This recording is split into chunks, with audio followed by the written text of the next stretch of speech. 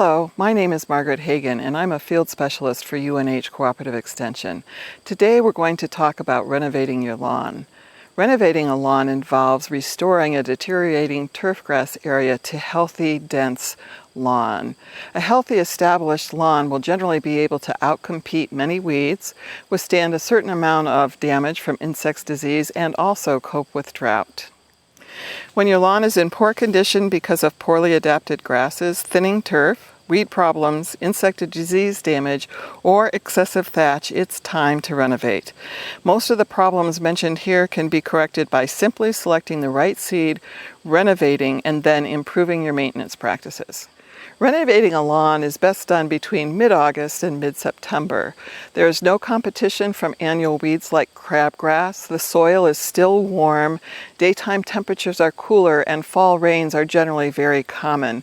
Doing your seeding between mid-August and mid-September will ensure that your seedlings have time to get fully established before cold weather arrives. The first thing to do is get a soil test done. For a reasonable fee, UNH Cooperative Extension will analyze your soil. The results will contain your soil pH and certain nutrient levels from which lime and fertilizer recommendations can be made for your lawn. The next step is to control weeds. If there are a small number, you can probably just pull them. If there are too many to pull, you may need to apply a weed killer or herbicide. If your weeds are primarily broadleaves like dandelions, violets, or plantain, you will need to apply a broadleaf herbicide. If more than 50% of the lawn is weeds, you may want to kill all the vegetation with a non-selective herbicide like glyphosate. In the situation here, the lawn is about 40% crabgrass, so the only weed control necessary was to mow the grass to a 3/4 inch height and then bag and dispose of the crabgrass seed heads. If the soil is dry, as is often the case at this time of the year, soak the soil to a depth of 4 to 6 inches and then allow the surface to dry for 1 or 2 days before proceeding. If the thatch layer of decomposing organic matter is more than 1 inch thick, remove it at this time with a dethatcher. Dethatchers are also often called power rakes or vertical mowers. They have a series of vertical blades or tines which rotate on a horizontal shaft to remove surface debris and thatch. You may need to make several passes to expose a little bit of soil for seeding. If the thatch layer is less than 1 inch thick, a core cultivator or aerator can be used to create a seed germination environment that will ensure good contact between the seed and soil.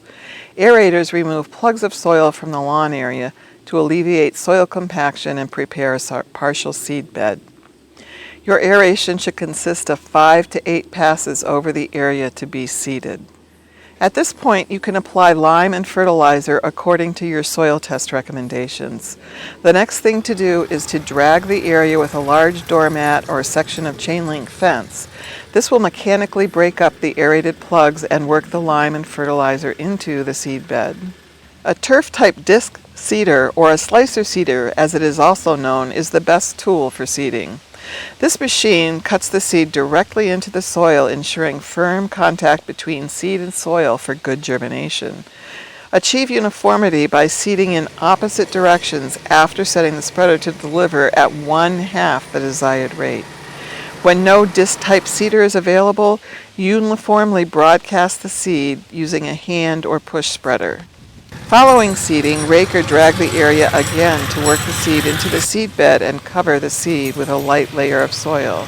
Next, firm the seed into the soil by lightly rolling the area and apply a light straw application if there is little existing grass.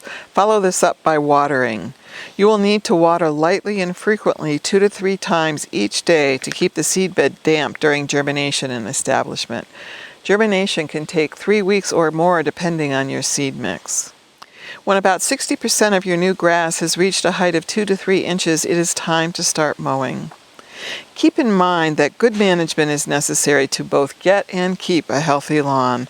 Proper liming and fertilization, mowing, irrigation, and aeration practices must be followed continuously to ensure the improvement of your lawn.